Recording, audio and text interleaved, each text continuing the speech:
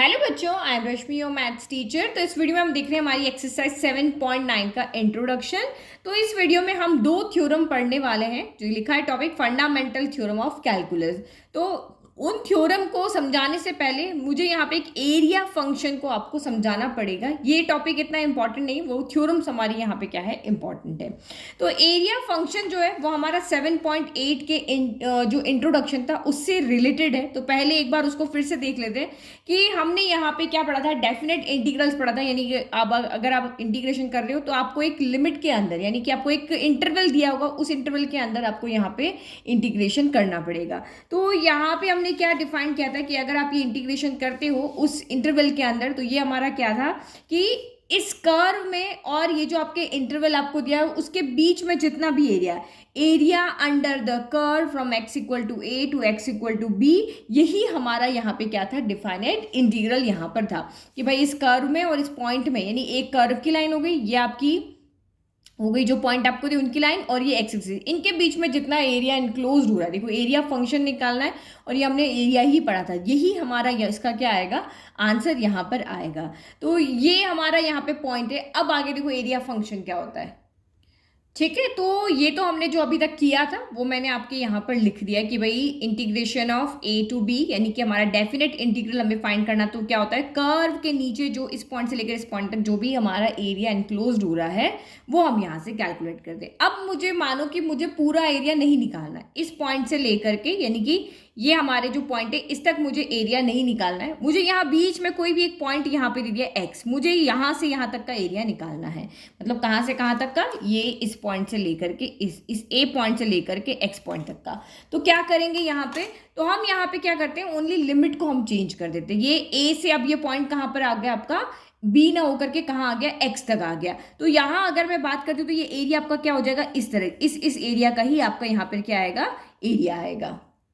तो ये यहां से यहां तक का आपका a से x तक हो जाएगा। तो जो b जो हमारा है, इस b की जगह पे हम क्या लिख देंगे, यहाँ पे x लिख देंगे। अब ये x पॉइंट आपका इधर भी हो सकता है, इधर भी हो सकता है, कहीं पर भी हो सकता है।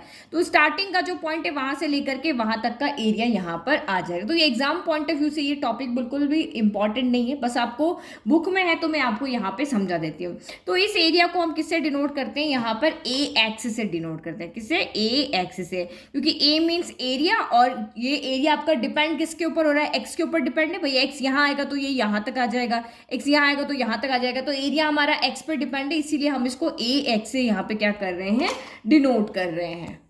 ओके तो मैंने लिख दिया ax यहाँ पे क्या है, एरिया फंक्शन है, और जो ये शेडेड रीजन का जो यहाँ एरिया है ये x के ऊपर डिपेंड करेगा। जितना जितना x बढ़ाते जाओगे एरिया बढ़ता जाएगा, जितना जितना x कम करते जाओगे आपका एरिया घटता जाएगा। बस यही हमारा एरिया फंक्शन है, कुछ भी नया नहीं है। हमने बस यहाँ पे a और b के बीच में कोई भी एक यहाँ पे पॉइंट ले लिया है तो वो लिमिट हमारी चेंज हो जाएगी। हमें यहाँ से यहाँ तक का एरिया चाहिए तो b की जगह आपका यहाँ पे x आ जाएगा। अब इसी कंसेप्ट के ऊपर बेस्ड आपकी दो थ्योरम है वो हम यहाँ पे देखते हैं, क्योंकि इससे रिलेटेड अब क्वेश्चन करेंगे। फर्स्ट थ्योरम से रिलेटेड क्वेश्चन बहुत कम होंगे, सेकंड थ्योरम से हम पूरी की पूरी 7.9 एक्सरसाइज को सॉल्व करने वाले हैं। तो अब समझते हैं first fundamental theorem of integral calculus यहाँ क्या है। तो ये मेनली आपके ऑब्जेक्टिव क्वेश्चंस होते हैं, वहां पे आपको ये पूछी जाएगी। तो बस आप इसको यहाँ पे याद रख लो, और इस कंसेप्ट से क्या हमारा लंबा चौड़ा हमें कैलकुलेशन नहीं करना पड़ेगा, सिंपल इसको देख करके हम आंसर यहाँ पे लिख सकते हैं। मैं अभी आपको इसका क्वेश्चन भी बताती हूँ। तो ये यहाँ पे क्या कह रहा है, let F be a continuous function on the close interval A B. F कोई कंटिन्यूस फंक्शन है, भाई ग्राफ बन रहा है तो ऑब्वियस है कि फंक्शन आपका क्या बनना चाहिए, कंटिन्यूस होगा तभी तो इंटीग्रेट होगा।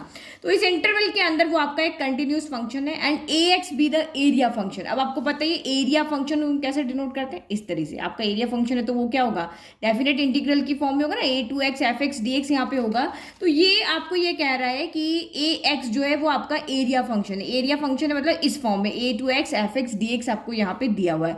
तो ये कह रहा है कि जब आप इसको डिफ्रेंशिएट करोगे, ये आपका इक्वल क्या है, ए एक्स है।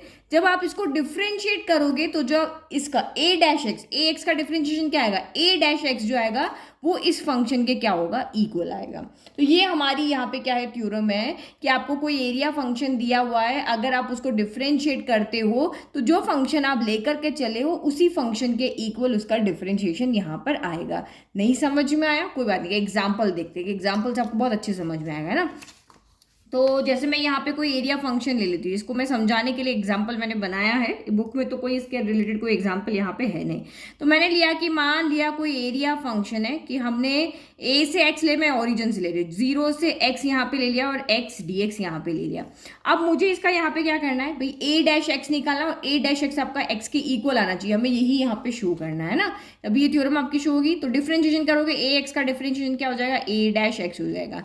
इधर आपको क्या करना पड़ेगा, डी बाई डी एक्स करना पड़ेगा, तो ये इंटीग्रेशन 0 to x हो गया, एक्स डी एक्स हो गया। तो पहले आप यहाँ पे इंटीग्रेट करोगे तभी तो डिफरेंशिएट कर पाओगे।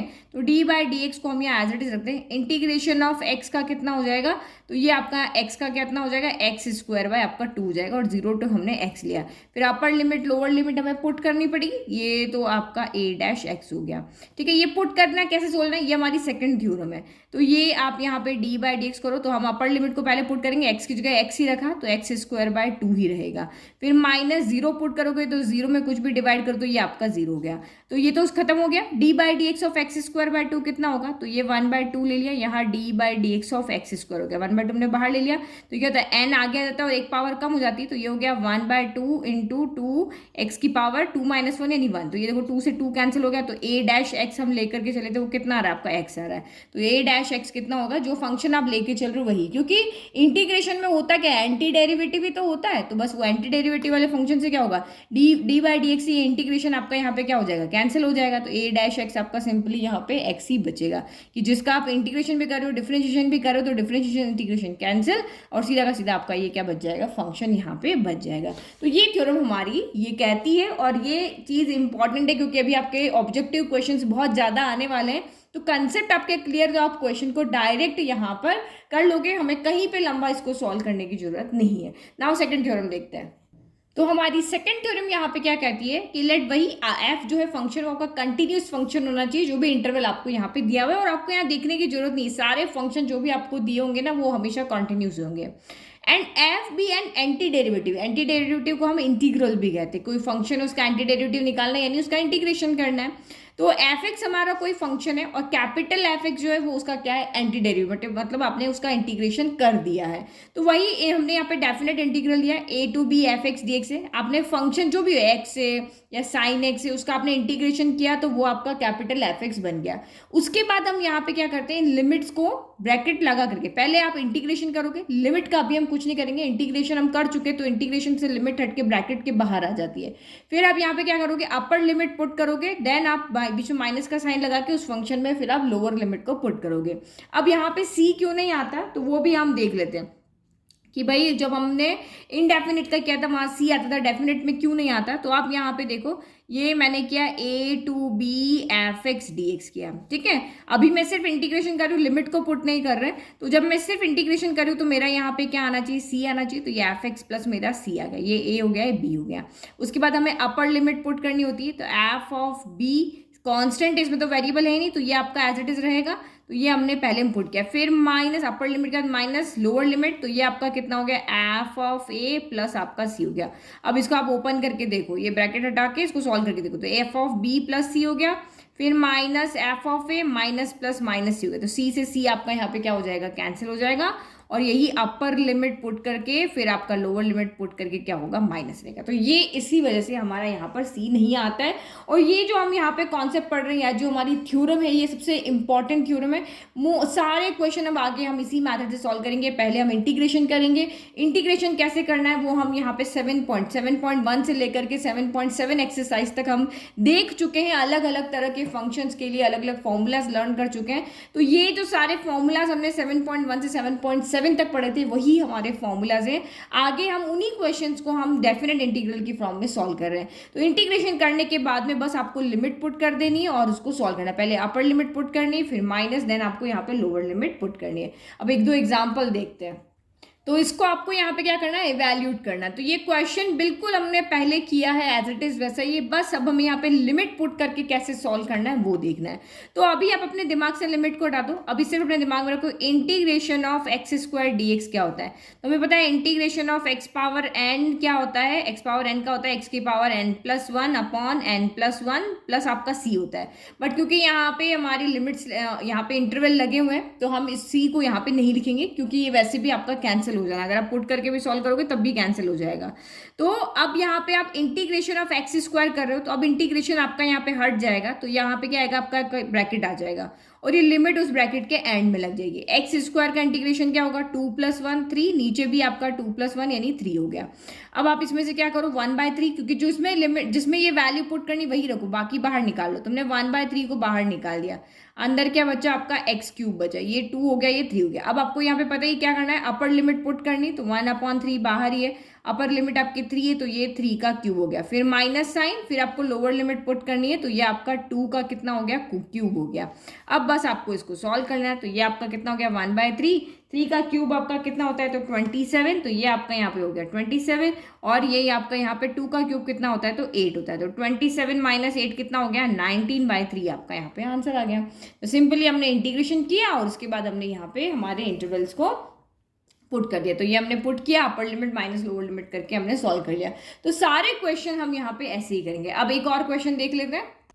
नाउ हमने जो थर्ड पार्ट लिया है इसका, तो ये देखो आपका पार्शियल फ्रैक्शन मेथड से सॉल्व होगा, क्योंकि मैंने आपको बताया था नीचे अगर आपके ब्रैकेट है तो वही a अपॉन करके b अपॉन करके लिखते हैं। तो पहले हम इसको सिंपल इंटीग्रेशन फॉर्म के अंदर चेंज करते हैं, क्योंकि डायरेक्ट इंटीग्रेट नहीं होगा। तो ये आपका यहाँ पे कितना हो जाएगा, x/x+1 हो गया, देन आपका ये x+ कितना हो गया, 2 हो गया। तो ये आपको पता ही कैसे लिखते हैं, a/x+1 लिखेंगे, फिर प्लस b अपॉन कितना लिखेंगे, x+ आपका 2 लिखेंगे। तो यहाँ पे ये समझाने का ये मतलब है कि जब हम लिमिट को अभी नहीं पुट कर रहे हैं, हम इसको पहले सॉल्व करेंगे, क्योंकि लिमिट पुट करने का काम सबसे लास्ट का, जब ये इंटीग्रेट हो जाता है। तो डायरेक्ट इंटीग्रेट हो रहा था तो हमने डायरेक्ट लिमिट पुट कर दी, अब ये इंटीग्रेट हो ही नहीं रहा तो हम इसको करें कैसे, तो सिंपल इंटीग्रेशन फॉर्म में इसको तोड़ रहे हैं ना अभी हम। उसके बाद आपको पता है क्या करना है, एलसीएम लेना है, तो ये लेफ्ट तो आपका एज इट इज रहेगा x/x+1 x+2, ये आपका एज इट इज रहेगा। यहाँ भी एलसीएम क्या हो जाएगा, दोनों ब्रैकेट का प्रोडक्ट, तो ये x+1 हो गया, ये आपका x+2 हो गया। तो a के साथ कौन, इधर वाला मल्टीप्लाई हो जाएगा x+2, और b के साथ कौन होगा, तो इधर वाला मल्टीप्लाई हो जाएगा x+1 हो गया। फिर डिनोमिनेटर से डिनोमिनेटर आपका यहाँ पे क्या हो गया, कैंसिल हो गया। तो बचा कितना, x = a x+2 बचा, फिर प्लस b आपका x+1 बचा। अब हमें a और b की वैल्यू निकालनी है। तो ये जो आपकी एक्सरसाइज है ना, ये 7.9 10 11, तो ये सारे आपके पुराने मेथड को रिवाइज करने के लिए कि भाई आपको ये मेथड भूले तो नहीं है, क्योंकि सभी तरह के मिक्स क्वेश्चन अब आपको यहाँ पे मिलने वाले हैं। तो अगर मैं x की जगह यहाँ -2 रखूंगी तो ये 0 हो जाएगा। तो यहाँ पे लिखो पुट x = -2, तो ये आपका यहाँ -2 आ गया इसकी जगह, ये आपका 0 हो गया। -2 + 1 कितना हो गया, माइनस का b हो गया, तो माइनस से माइनस कैंसिल हो गया, यानी कि हमें b की वैल्यू कितनी मिल गई, यहाँ से 2 मिल गई है।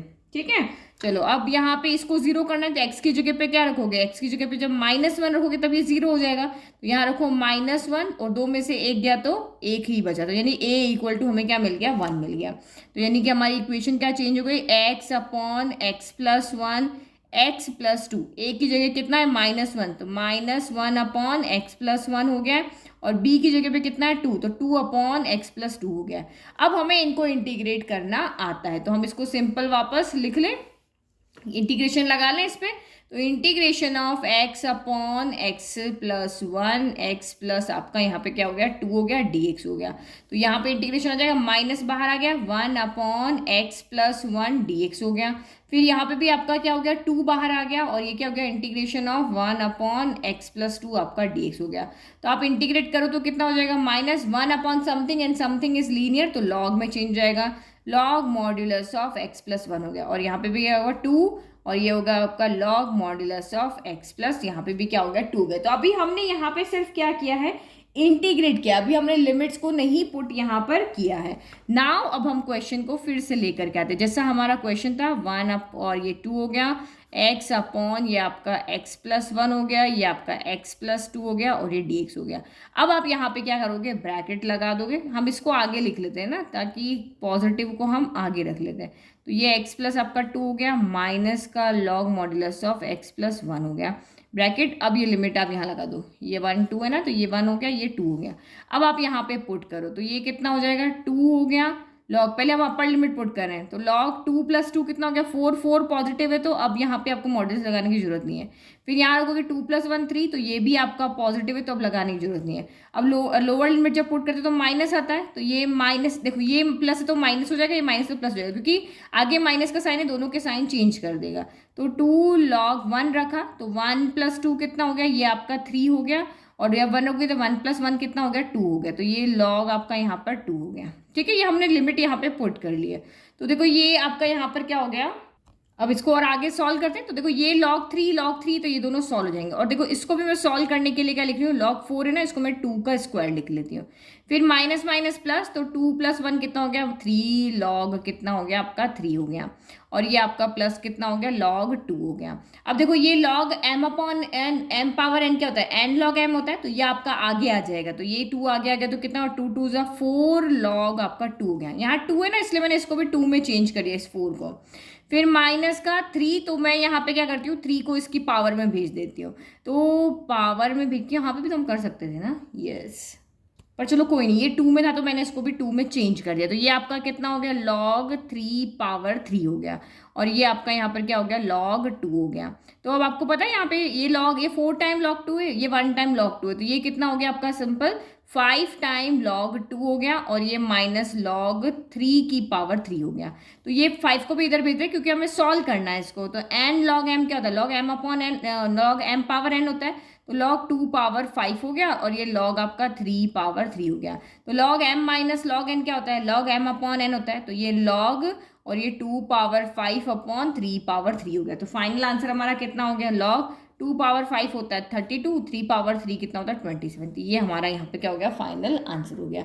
तो ये सारा तो आप इजी काम है, बस मेन काम आपका यहाँ पे आपको ये नया जो काम आपका यहाँ पे क्या है, लिमिट पुट करना है। तो लिमिट आपको यहाँ पे इंटीग्रेट करने के बाद में पहले अपर लिमिट पुट करनी है, देन बीच में माइनस का साइन लगाना, देन आपको लोअर लिमिट पुट करना है, और फिर जितना सॉल्व हो रहा है उतना आपको उसको सॉल्व कर जाना है। यही हमारा 7.9 एक्सरसाइज का इंट्रोडक्शन है। तो 7.10 का इंट्रोडक्शन वहाँ पे सब्स्टिट्यूशन मैथड में, बट बहुत से क्वेश्चन ऐसे आएंगे जिसको हम 7.10 के इंट्रोडक्शन से पहले से ही सॉल्व कर लेंगे। तो अभी तो आप अपने इस मैथड को देखो, एरिया फंक्शन से समझाने के लिए मेनली आपके लिए दो जो थ्योरम है इनका स्टेटमेंट आपको यहाँ पे याद रखना है, क्योंकि एग्जाम में इससे रिलेटेड आपके डायरेक्ट क्वेश्चन बहुत सारे आएंगे। Thank you.